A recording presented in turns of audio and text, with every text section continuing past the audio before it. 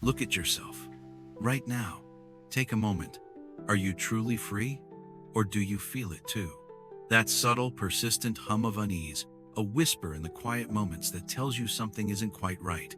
You chase success, crave connection, yearn for peace, but it always feels just out of reach, doesn't it? Like you're running on a treadmill, expending immense energy, pouring your very essence into the effort, only to find yourself in the exact same spot. You're not alone. We all feel it. This isn't about external chains, the ones society imposes with laws and physical barriers. This is about the invisible ones, forged in the fires of our own minds, binding us to a life we didn't consciously choose, a life that often feels borrowed. We pride ourselves on our choices, don't we? The freedom to pick our career, our partner, even what we eat for breakfast. We celebrate the vast array of options presented to us daily, believing each selection is a testament to our autonomy. But what if most of these choices aren't truly ours? What if they're echoes of expectations, whispers of societal norms, or even just the path of least resistance, the easiest option presented by an algorithm or a well-meaning friend? Think about it. How many times have you said yes when every fiber of your being screamed no? How many dreams have you quietly shelved, not because they were impossible, but because they didn't fit the sensible narrative, the approved blueprint for a good life? The philosopher Søren Kierkegaard, with his profound insights into human existence, spoke of the sickness unto death, despair. Not just the dramatic, overt kind that leads to tears and anguish, but the quiet, insidious despair of not being oneself, of living a life that is a pale imitation of what you could be, a life where your true self remains unexpressed, unlived. We are constantly bombarded with images of what a good life looks like, what success means, what happiness entails, and we, like dutiful students, internalize these lessons, often without question, without even realizing we're being taught. We become actors in a play written by someone else, meticulously following a script that isn't ours, forgetting our own unique voice, our own potential for an original story. This is where the tyranny truly begins, the tyranny of the should. I should be more productive. I should be more social. I should have it all figured out by now. I should be grateful for what I have, even if it doesn't fulfill me. These shoulds are not innate truths.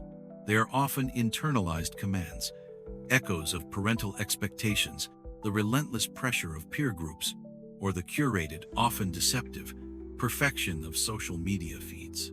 They are the invisible chains that bind us, not to a physical prison, but to a psychological one, a self-constructed cage of obligation and perceived inadequacy. Friedrich Nietzsche, with his characteristic bluntness and radical honesty, challenged us to become who you are. But how can we become who we are if we're constantly striving to be who we think we should be? We become so adept at performing, at presenting a polished, acceptable version of ourselves to the world, that we lose touch with the raw, authentic self beneath. We become strangers to our own desires, our own unique rhythm, our own genuine passions. We are so busy chasing the external validation, the fleeting applause of others, that we forget to consult the internal compass, the quiet wisdom that resides within us. This constant striving for an external ideal leaves us perpetually exhausted, perpetually feeling like we're falling short. Why do we cling to these chains? Why do we remain in these self-imposed prisons, even when we feel their suffocating grip? Because, paradoxically, there's a strange, almost perverse comfort in them. The known, even if it's limiting, even if it's painful, feels safer than the vast, terrifying expanse of the unknown. To truly break free means confronting uncertainty, risking failure, and facing the possibility of being alone, of being misunderstood. It means stepping off the well-trodden path, the one everyone else seems to be on, and forging your own, often solitary way. Plato's allegory of the cave, a timeless philosophical masterpiece, comes to mind. The prisoners, chained from birth and facing a wall, perceive only shadows cast by a fire behind them as reality. Their entire world is an illusion. When one prisoner is freed and dragged into the sunlight, the truth is blinding, painful, disorienting, and when he returns to tell the others of the true world, they mock him, call him mad, even threaten him, because his truth challenges their comfortable, familiar illusion. We are those prisoners, often preferring the familiar shadows of our self-imposed limitations, our comfortable routines, our predictable anxieties, to the dazzling, sometimes disorienting light of genuine freedom. We fear the judgment of others, the discomfort of standing out, the sheer effort of carving a new path, and the terrifying responsibility that comes with true autonomy. Let me tell you a story. Not a grand epic of heroes and villains, but a quiet tragedy that plays out in countless lives, perhaps even in yours. Imagine a young woman, bursting with creative energy, her hands itching to paint, her mind alive with stories, her spirit soaring with the possibilities of artistic expression. But the world, in its infinite wisdom, tells her art isn't practical. It won't pay the bills. It's a hobby, not a career. So she chooses a stable career, one that offers security, a steady paycheck, and societal approval. She tells herself it's just for now, just until she saves enough, just until years pass. The paint's dry, the canvases gather dust, her sketchbook remains closed. She achieves success by all conventional metrics: a good job, a nice house, a comfortable life, a respectable social standing. But beneath the surface, a quiet ache persists, a sense of something vital missing, a hollow space where her true self once resided. She hasn't failed, she has conformed. She hasn't been imprisoned by external forces. She has, piece by piece, brick by brick, built her own gilded cage, adorned with the trappings of success but devoid of genuine fulfillment. The cost of conformity isn't always dramatic. Sometimes, it's the slow, silent erosion of the soul, the gradual dimming of one's unique light, the quiet death of a dream. It's the regret that whispers in the quiet hours, "What if? What if I had dared to be myself?"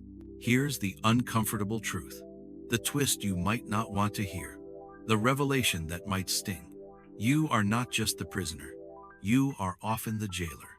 We construct these cages ourselves, brick by brick, with our fears, our insecurities, our desperate need for approval, our ingrained habits of self-sabotage.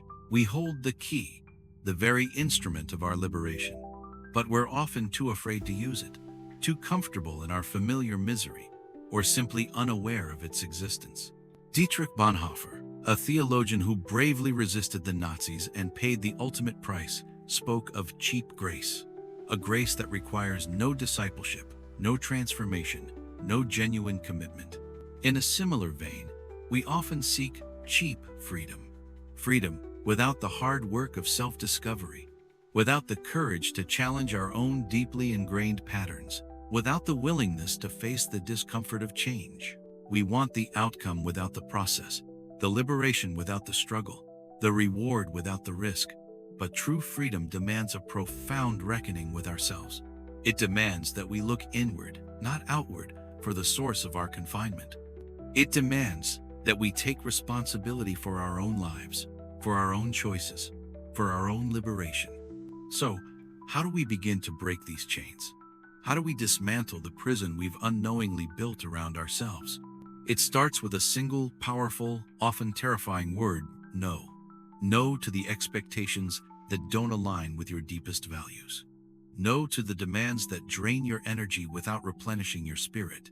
No to the fear that keeps you small, silent, and invisible. This isn't about being selfish in a destructive way. It's about self-preservation, about reclaiming your sovereignty, about honoring the unique individual you were meant to be. It's also about the art of self-definition. Niccolò Machiavelli, often misunderstood and demonized for his pragmatic political philosophy, understood the importance of shaping one's own destiny, of not being a pawn in someone else's game. While his methods were often ruthless and focused on power, The core idea of agency, of taking control of your narrative, of actively defining who you are and what you stand for, is profoundly liberating. What do you truly value? What brings you genuine joy? A deep sense of purpose? What kind of life do you want to build? Not what kind of life are you expected to build? This requires introspection, courage, and a willingness to disappoint others in order to honor yourself. It requires a radical honesty about your own desires, even if they contradict the prevailing wisdom. The path to true freedom is not a straight, paved highway, devoid of obstacles. It's a winding, often challenging trail, filled with detours, unexpected turns, and moments of doubt. But it's your trail, and on this path, you'll discover something profoundly transformative: the immense, undeniable power of authenticity. When you shed the layers of expectation, when you stop performing and start simply being, when you embrace who you truly are, flaws, quirks, and all, you become magnetic. You attract the right people, the right opportunities, the right experiences, because you are radiating your genuine self. This isn't about achieving perfection. It's about embracing wholeness. It's about accepting your flaws, celebrating your quirks, and